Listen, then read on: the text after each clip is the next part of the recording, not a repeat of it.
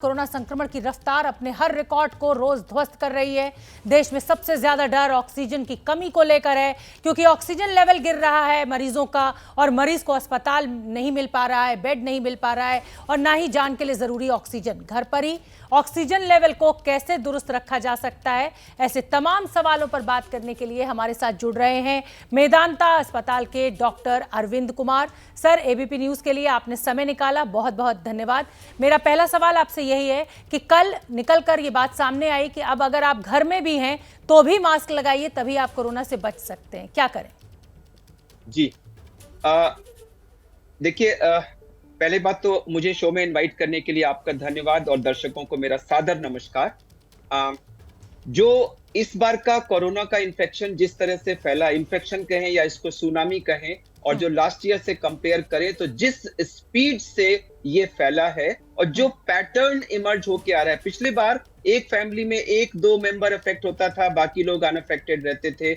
इस बार एक member affect हुआ तो पूरी फैमिली, उस फ्लोर पे रहने वाले पूरे लोग या सोसाइटी में कई फ्लोर्स, मतलब इस तरह से इन्फेक्शन हो रहा है कि उसका मतलब कुछ समझ में नहीं आ रहा है कि किस स्पीड से। तो उसकी वजह से प्लस जो और पिछले 7-8 महीने में एविडेंस आई है, उससे ये निकल के आ रहा है कि शायद जो लास्ट ईयर हम सोचते थे कि ये ड्रॉपलेट से मेनली फैलता है, 5 माइक्रोन से बड़ी ड्रॉपलेट्स होती हैं जो सरफेस पे गिर जाती हैं और वो हाथ के थ्रू, जिसको हम फोमाइट ट्रांसमिशन कहते थे, जो पिछले साल हम एक मेजर पार्ट मानते थे, वो अब ये आ रहा है कि शायद वो एक माइनर पार्ट है। मेजर पार्ट है कि जब हम खांसते हैं, बोलते हैं, तो हमारे मुंह से जो एरोसॉल निकलता है उसमें बहुत माइन्यूट से पार्टिकल्स होते हैं जो हवा में सस्पेंडेड रहते हैं और वो काफी टाइम तक वहां रह सकते हैं और शायद वो हवा के साथ एटलीस्ट घर में एक कमरे से दूसरे कमरे या इस तरह से ट्रैवल कर सकते हैं। उसी से हम इस समय जो इतनी इन्फेक्शन फैल रहा है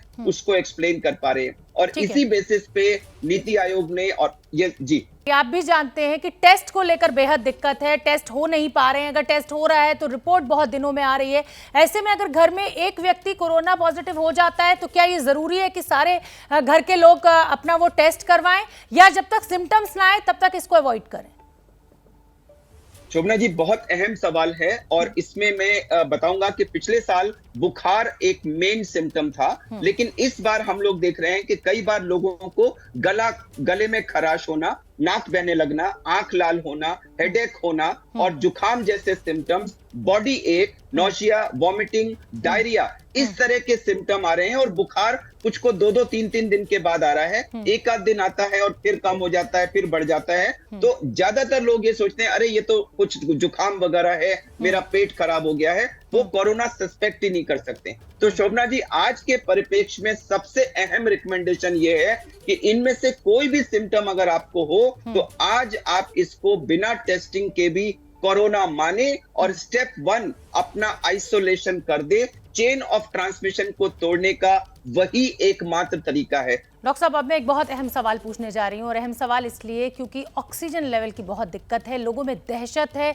अस्पतालों में बेड नहीं मिल रहे हैं, बेड मिल रहे हैं तो वहाँ ऑक्सीजन नहीं मिल पा रही है। घर में रहकर अगर ऑक्सीजन लेवल कम होता है तो छोटी मोटी क्या कोई ऐसी एक्सरसाइजेज है, कोई ऐसी मेडिसिन है जिससे इसको मेंटेन किया जा सके? जी शुभना जी, अगेन बहुत अहम सवाल है कि घर में जब हम आजकल 90% लोग इस समय होम ट्रीटमेंट पे हैं, होम ट्रीटमेंट पे, तो लेकिन होम ट्रीटमेंट का मतलब ये नहीं कि आप सेल्फ ट्रीटमेंट पे हो, आप किसी डॉक्टर से टेली कंसल्ट लेके घर में ट्रीटमेंट करें। मॉनिटरिंग के लिए जो सबसे अहम बिंदु हम बता रहे हैं वो है ऑक्सीजन, जिसके लिए एक पल्स ऑक्सीमीटर नाम का ये इस तरह का डिवाइस होती है जो हम कहते हैं। इसमें मैं बताना चाहूंगा कि इसको लगाना बड़ा इंपॉर्टेंट होता है। इसको जब आप ऑन करेंगे तो इसमें एक साइड से आपको इस तरह की कुछ रेड लाइट शाइन करती हुई दिखाई देगी। जी जी बिल्कुल, मैं देख पा रही हूँ, ऑक्सीमीटर है।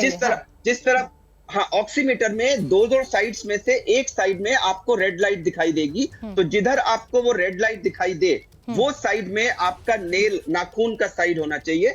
दूसरा, इसको आप उंगली के अंदर डाल दें और इसको अपने स्टेबलाइज कर दें हार्ट को। ये नहीं कि आपने लगाया और तुरंत आपने रीडिंग इमीडिएटली देखी और अगर वो आ गई 74 आप पैनिक हो गए, अरे मेरा। इसको 2-3 मिनट के लिए लगा रहने दें, हाथ को अपने पैर पे रख के या हार्ट के लेवल पे रख के हाथ को स्टेबलाइज कर दें और इसमें एक ग्राफ सा आता है, उस ग्राफ को आप स्टेबलाइज, अब देखिए एक ग्राफ आपको दिख रहा होगा जो रेगुलर तरह से ऊपर नीचे हो रहा है। बिल्कुल दिख तो रहा है इस समय जो है मेरा ऑक्सीजन 97 है, हार्ट रेट 87 है, तो ये ग्राफ को वेट करने के लिए 2-3 मिनट का वेट करें और उसके बाद जो स्टेबल रीडिंग आ रही है उसको माने। 94 तक हम लोग इसको नॉर्मल मानते हैं। अगर 94 से कम है तो एक रेड फ्लैग है, वो आपको तुरंत ऑक्सीजन की जरूरत है। आप अस्पताल संपर्क करें या आजकल लोग होम ऑक्सीजन ले रहे हैं, लेकिन जब तक आप उसका वेट कर रहे हैं तो एक एक्सरसाइज होती है जिसे सेल्फ प्रोनिंग कहते हैं, जिसमें हम पेट के बल लेट जाते हैं और पेट के बल लेटने से हमारे चेस्ट के अंदर, लंग्स के अंदर ब्लड सप्लाई और हवा का जो सम्मिश्रण होता है उसमें कुछ रीएडजस्टमेंट होता है, जिससे ऑक्सीजनेशन प्राय मेजॉरिटी में, सब में नहीं, मेजॉरिटी में 5 से 10% बढ़ जाता है। एक तो आप सीधे होके बैठे, बीच बीच में जैसे ये फौजी लोग एक्सरसाइज करते हैं ऐसा करिए, अपने कंधों को बीच में ऊपर नीचे मूव करिए, आर्म को ऐसे ऊपर ले गए नीचे लाए, ऊपर ले गए नीचे लाए। और एक बहुत इंपॉर्टेंट एक्सरसाइज है जिसे हम कहते हैं ब्रेथ होल्डिंग। उसमें आप मुंह खोल के मेरी तरफ देखिएगा, हम गहरा सांस लेंगे और पूरा गहरा सांस खींचते जाएंगे, खींचते जाएंगे, खींचते जाएंगे। जितना गहरा खींच सकते हैं उतना गहरा खींच के हम वहीं पर उसको रोक लेंगे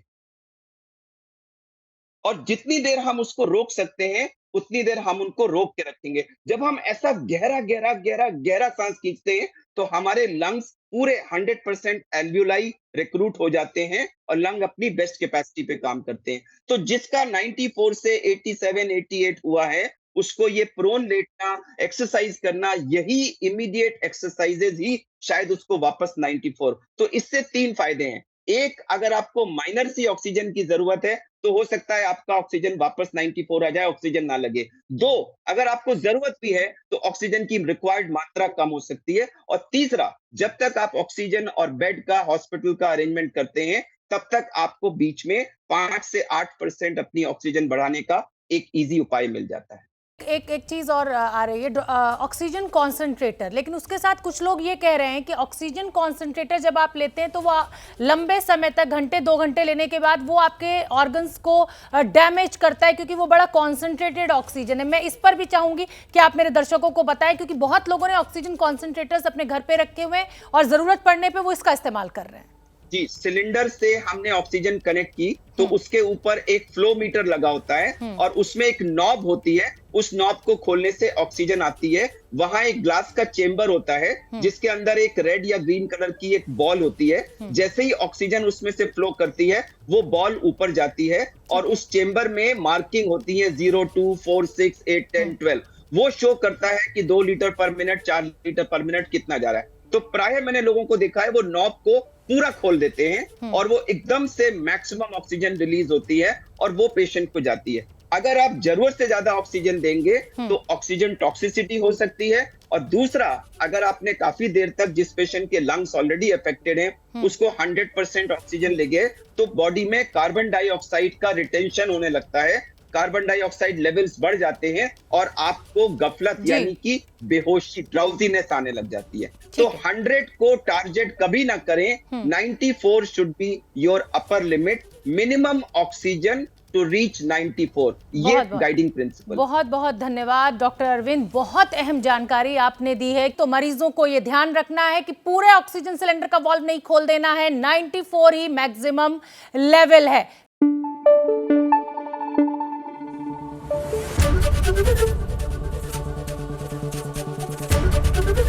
एबीपी न्यूज आपको रखे आगे।